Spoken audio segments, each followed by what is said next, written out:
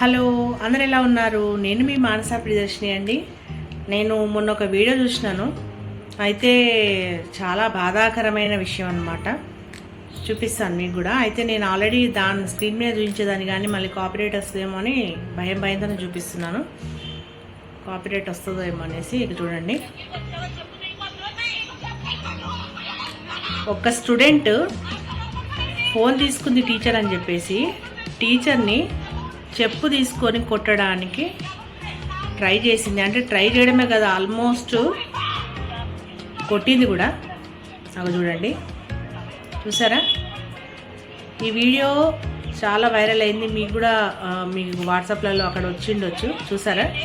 టీచర్నే కొట్టేంతగా తను అంతగా క్రిమినల్గా మారిపోయింది. కారణం ఏంటి చెప్పండి? ఫోన్.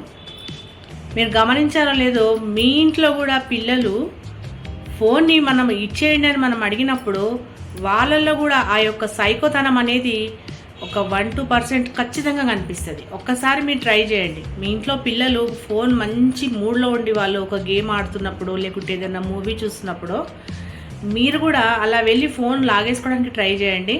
పిల్లల్లో ఆ యొక్క సైకోతనం అనేది కనిపిస్తుంది.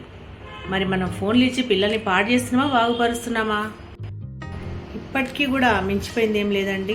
ఫోన్ విషయంలో పిల్లలతోటి మనం సరైన జాగ్రత్తలు తీసుకున్నట్లయితే పిల్లలు ఖచ్చితంగా బాగుపడతారు. సో బీ కేర్ఫుల్ అండి. మీ పిల్లలు జాగ్రత్త.